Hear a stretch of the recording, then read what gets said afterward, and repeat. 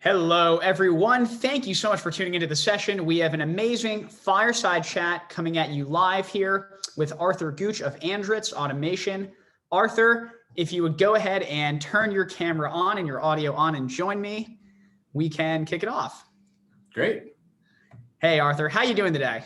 Good. How's it going? Oh, yeah, we're doing well. We're so happy to have you here. Good audience today. And without any further ado, let's go ahead and jump into the first question. All right. Okay, can you see the screen? Waiting for it. Here we go. There we go. Can you see that? Yeah. Okay, tell me about your role and what you focus on. All right. So I am Director of Innovation for Andritz Automation, and my area of work is basically figuring out autonomous control solutions for industrial operations. So mostly mineral processing and pulp and paper, although we do fan out into a lot of other industries, and basically just supporting our business through creative uses of software. I see. And your background was in controls. Is that correct? I think I read on your LinkedIn page, you began as a control engineer and then you found your way into the automation side? Yes, exactly. So I started in mechanical engineering, and then from that, I did about 15 years doing distributed control systems, mostly in mining.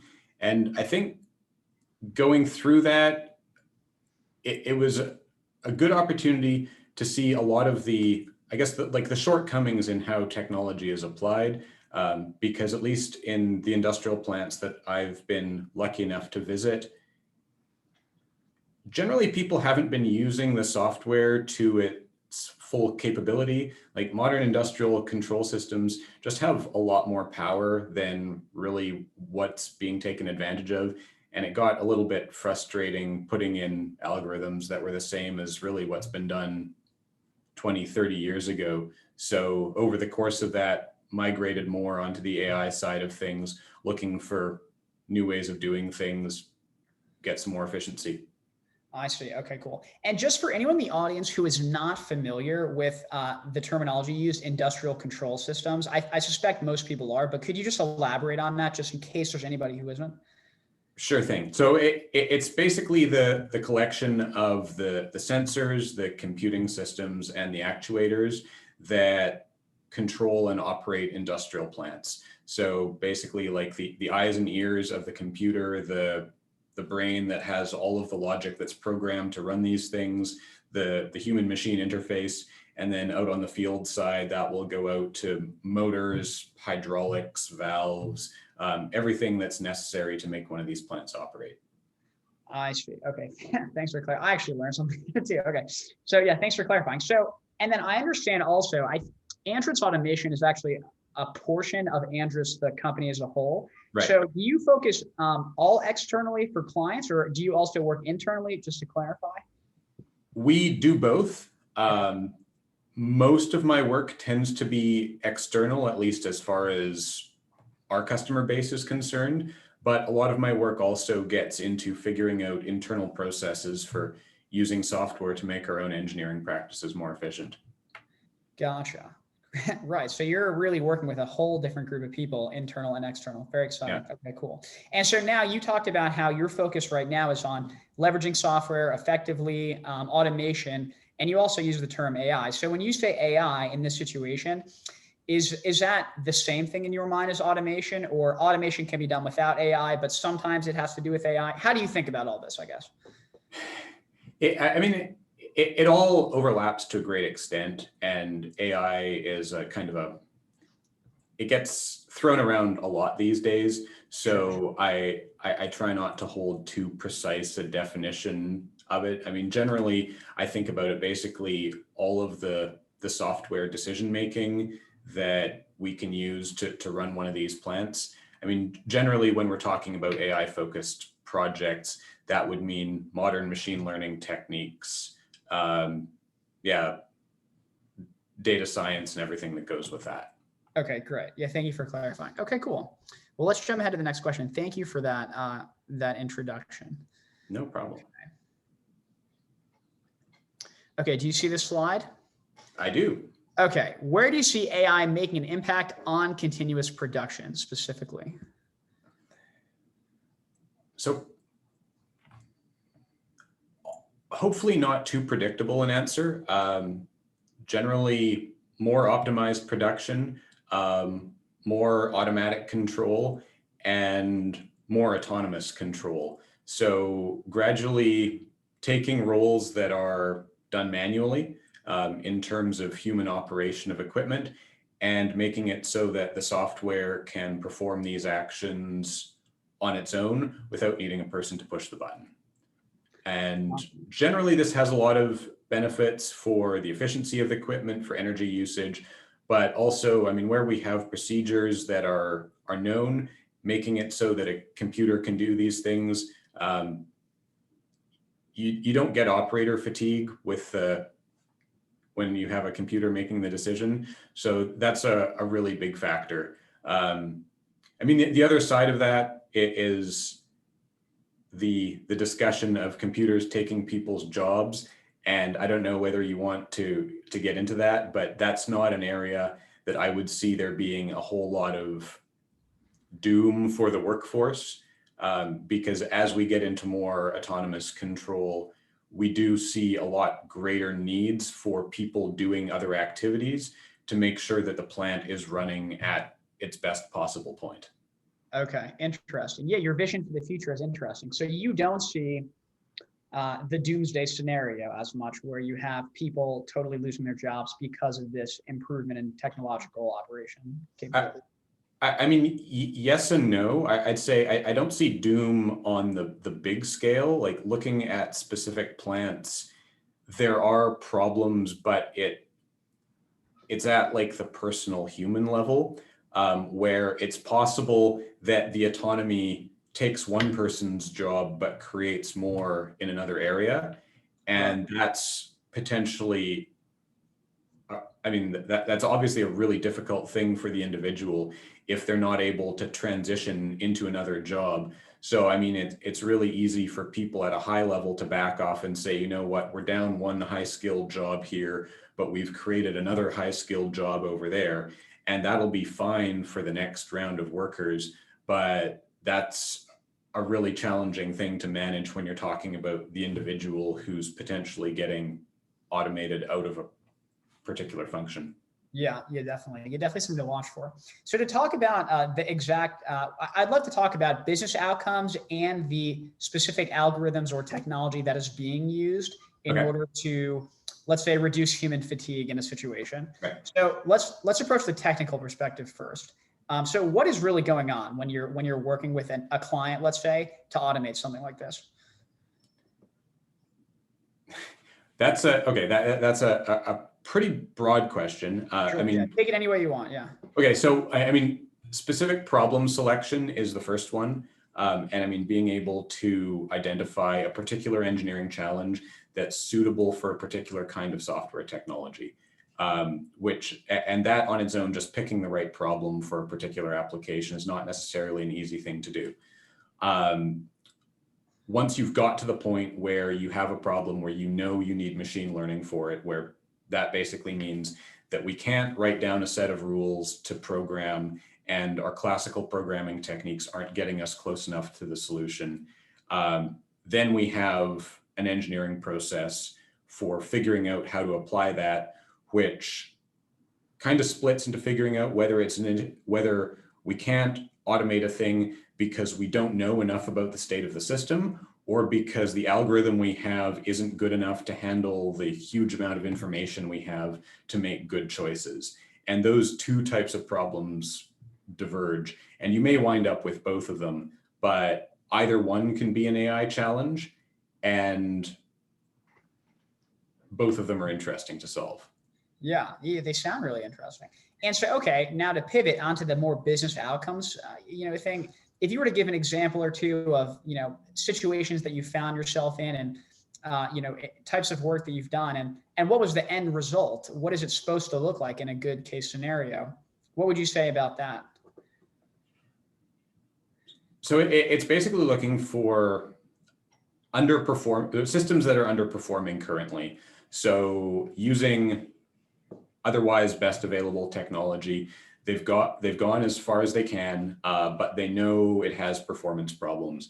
So this could manifest itself as loss of throughput or production quality, creating waste material or like waste production that has to be thrown away. So you can write a business case for that and quantify how much we think we're losing, and then figure out what your theoretically optimal control should be, and make an estimate of how close to that you'd be able to achieve if you had a system that made better choices in real time to do a better job of controlling it. Gotcha. Yeah, that's really interesting. I mean, it sounds amazing. So if let's say a couple actors do a good job identifying the problem, as you said, it's really important, identifying an opportunity for improvement via AI-driven automation, let's say, do you see really positive outcomes? Is there a way, could you, I mean, I don't know if you are able to get into details, but what would be an example of like the best case scenario? Is there something that comes to mind, or it's harder to say? What are your thoughts? I mean, describing the specifics of the best case scenario would be hard without breaking some confidentiality. Okay, don't do that then. But the financial return can be very significant. The opportunities for production can be huge in particular industries. I mean, it certainly varies from site to site where their bottlenecks are and what they can improve upon. But when it works, the financial return can be, I mean, into hundreds of thousands of dollars per hour. Right. I mean, in short intervals, but I mean, even optimizing a narrow case where, as an example, like if a plant needs to do a partial shutdown to do some maintenance on something, being able to run the rest of the facility just a little bit more efficiently while something is out of service, that can potentially pay for itself really quickly. And it's a really narrow specific case, but when you do the math on the return of it, it's very viable economically.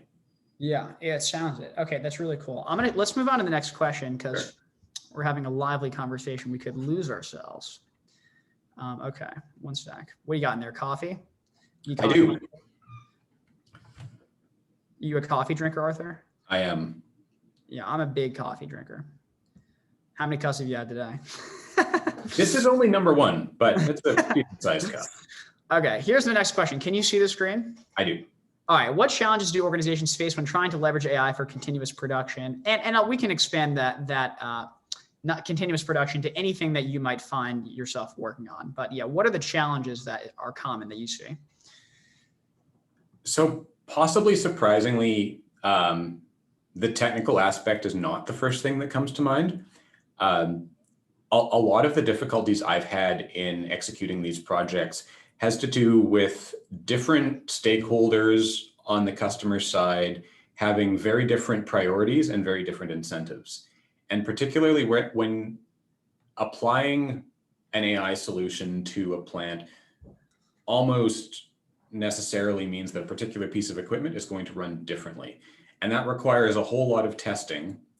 And testing is really hard to do when you're talking about an operating facility that has a mandate to make money and make money continuously. And even if the organization as a whole has set a target that we need to do a particular project and we expect that it will bring a particular return and that this is all valuable, those objectives are not necessarily aligned across everyone involved that's necessary to make that happen. So you have people on the production side, operations, superintendents, production managers, where their horizon is production this shift or production today or this week. And they don't necessarily have the liberty with the instructions they've been given to make the space to test things rigorously to make sure that it can really deliver the benefits that we expect it to. So we want to do these things, but finding the opportunity to get in there and implement them can be really difficult. And the testing of these systems is just so important. I mean, I can't overstate that enough, but that really shouldn't surprise anyone. There's a big difference between testing something to prove that it can work, which is interesting as a prototype and will probably, I mean, that's certainly the first step, but what we need for production environment is to deploy something that works all the time and does not fail, because particularly when you're talking about a new technology, even the occasional glitch in the system will cause plant operations to completely lose faith in it. And I mean, you can do all the math in the world to prove that the failure rate of the new system is better than the failure rate of the old system. But because it's something new, all the people involved with that tend to be hypersensitive to even the smallest problem. So the bar really is perfection. And that can be a hard thing to achieve when you're talking about acceptance of the people who are working around it. Right. Yeah. Wow. Really interesting points. So some challenges you just named, and if I miss one, throw it in. First of all, getting people's buy-in. It sounds like because people are typically thinking about short-term horizons, it's hard to get people to think really long-term and get everyone in on it. And then you're talking about testing. People need to see the evidence, the fruit of its labor, before they're willing to continue to trust it, which sounds really difficult. Did I miss anything you just said? I mean, those are really big. No, that covers it. Yeah, that's really cool to hear. I guess, it kind of reminds me of the cybersecurity field in a way, I guess, because, it's sort of like 99%, success is not enough. Right. You have one threat that, does not get dealt with properly, and you're in big trouble. Anyway, you're really interesting. So I guess, as you think about getting executive buy-in, let's say for a client or something like that, do you find yourself working with, are there in-house data scientists, for example, or in-house automation technologists that you end up collaborating with, or who does the actual work typically when you're doing this? That depends very much on which customer we're working with. Okay. Some are very sophisticated and have pretty significant teams in-house that we work with very closely. Others much less so. And I mean, it varies a lot on the size of the organization and really what their strategic viewpoint is. We might just be engaged to do something fairly small and specific, or we may be asked to really run things more broadly because they don't necessarily have the expertise and the time. And I mean, time is a valuable commodity in any organization. And when you're talking about sort of senior technical leadership, sometimes we're very lucky to get a lot of time on the customer side, but other times not so much. Yeah, not always. That makes a ton of sense. Okay, great. Let's move on to the last question here, so we have time to do it. Okay, so I'm particularly interested in your response to this. So how do you see AI moving forward in continuous production and in business as a whole? And any thoughts about the future would be interesting to me, because you're working in such a cutting edge area right now. I mean, the answer is probably not surprising that I really only see the role of software expanding to progressively automate more and more. I mean, we're already seeing things like autonomous haul trucks in mines, the vehicles that move the ore around, the big dump trucks. I mean, that went from being very novel to now pretty commonplace. More and more equipment is starting to be run in a fully automatic mode. So gradually it's just a progression of going through, identifying these problems, figuring out which ones have the best business case, and working through that.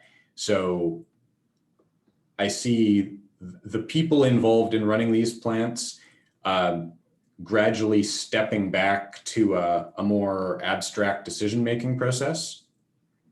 And then similarly on the business side, I think our understanding of data in general is just getting more and more sophisticated, where particularly like people coming out of school now are coming out with a very different software skill set than the people right now who are in senior management. So the expectation of even just being able to solve things with complex Excel functions or get into basic data science, these skills are now, simple data science is now pretty commonplace in a lot of our engineering grads, whereas 10 years ago, that absolutely wasn't the case. So as these people get more senior in the organization, they will start to expect more and more. And I just see that progressing continuously. Yeah, very neat to hear. So more abstract decision-making, less hands-on work for executives, different technological skill sets in young people who are learning the trade, software, doing more automation work. Let me ask you a question. I mean, for someone in the audience right now who is interested in the most cutting edge thing, because you're right in the thick of it here. I mean, is there some component that you just are personally very excited about when it comes to industrial automation, when it comes to AI in the next 5, 10, 20 years? Like one thing that everyone should have their eye on or you're excited about? I mean, my personal focus has been in the area of reinforcement learning, which is basically learning interactions learning by interacting with the process to make control decisions, which really allows the AI to do online control of a thing, whatever it happens to be, and figuring out techniques that we can learn this safely and robustly so that we can take something that has essentially learned its own rules from interacting with the world and let that operate an industrial plant and be confident that it will make sound decisions. I see. Reinforcement learning. Yeah, that's getting a lot of attention, I know, in a lot of areas as well. Does Andritz have products that are incorporating RL right now, or that's not yet a focus and you expect it to be down the road? We do now. And I mean, I'm probably giving this answer because I'm heavily biased. This is essentially what I've been working on for the last 2 years. That's really been my entire world for the last couple of years, training RL and simulation and then moving it to run real processes. I see. Very exciting. Okay, cool. Yeah. So yeah, great. Thank you for chatting. So we're about out of time. Is there any other thought that you have from our conversation? I mean, any takeaway, that has to do with basically how AI is interacting with, your industry and those around you, what you're seeing? No, I think you did a good job of bringing out the major points, or at least the ones that I consider interesting. Definitely. Yeah. Thank you so much for sharing. It's a pleasure to have you here. Thank you everybody for watching this session. A big virtual round for Arthur. He can't hear you, but he is smiling and we are happy you're here. So take it easy. I'll see you at the next one and talk soon. Bye-bye.